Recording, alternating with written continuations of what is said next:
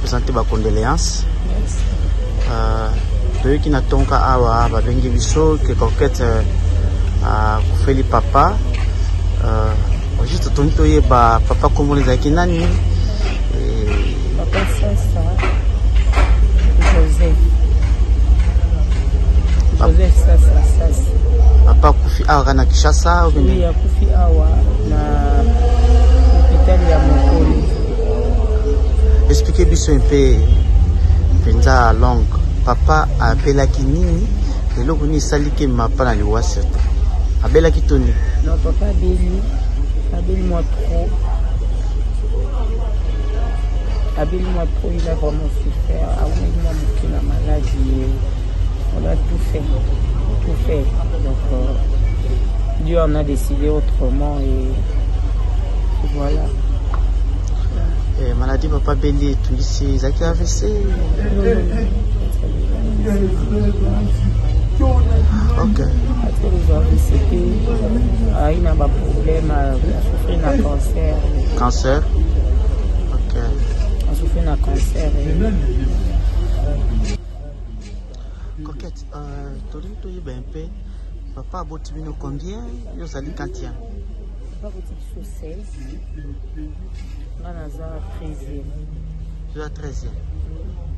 Combien de garçons, combien de filles?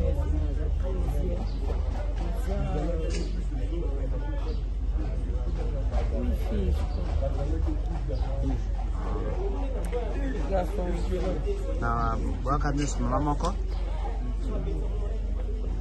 On a zomona zana arrière plan la biso na sima kuna ma puta longi kokana peu mama kuna mama kufa ya sana ni aza tata mosi na donc aza leki papa na propre isaïe donc ça papa leki ya papa mosusu parce que pas biso baza mélanger ozomona ozofela telefone leki ya papa suka omona ye wana tata mosi na nga donc ye alandi oyo alati maputa bazala mélanger baputa bango mingi te mais baza baputa bango lokwa 6 2 baza mwindo ye kana papa bazali mwa mwindo et puis le reste baza pembe penza ya pembe donc pembe oyo wana sikoyo omona na tata mosi na ngai ezalaki papa na Pierrette sasa oyo andosala pe théâtre et puis tata mosi na biso wana et puis mwana suka ye wana bango na Kinshasa awa papa bango nyonso baa vivant papa na famille papa batikali kadu donc bazali na papa bango mibale sikokami batikali esali mpasi ebongo na famille na bino nde pa boto nyonso boza vivant? La famille na biso nyonso toza vivant et puis la plupart toza te donc bientôt bazoyaya na bango déjà parce que je pense pas que kora papa eumela donc bazoya d'ici basemaine prochaine bazoya la plupart baza na bango libanda.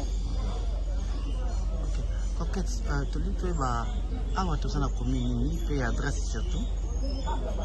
toza commune ya Mongafula na avenue Bypass numéro 16 36 donc parce que bato baopenganga nazozwa vraiment batelefone te juste parce que baokoka kozwa konote adresse soit kocontacte nga kaka na numéro na nga soit toza awa na matanga na papa avenue Bypass numéro 16 36 na Mongafula donc so outi lemba outi bamatonge banini oui 51 donc nde tosola boye eza morgue à 51 donc si topesa baprogramme bato bayeba déjà que tokobimisa papa et puis tokoexpose corps na 51 surtout pour l'accessibilité pour l'accessibilité voilà tu vois toza Mongafula peut-être toza mwa musika ya bafief na biso nde biso tomesana mimi kotourne voilà donc c'est un peu loin so babi ke batia sous koto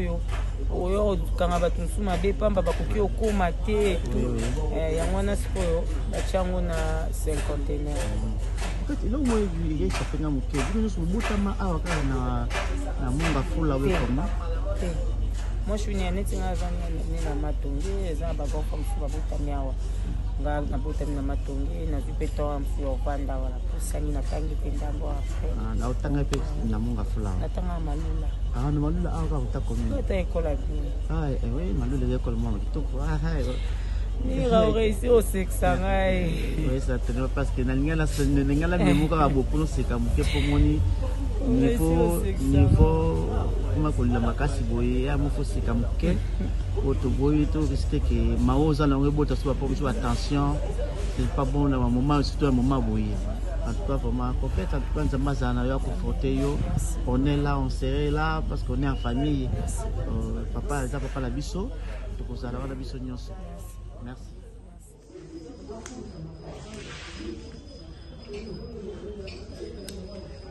Eh Pépé.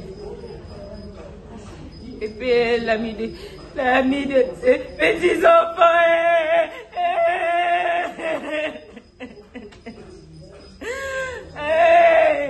Pépé, mon ami de tous les temps, mon ami de tous les temps, mon ami de tous les temps, Pépé. Pépé.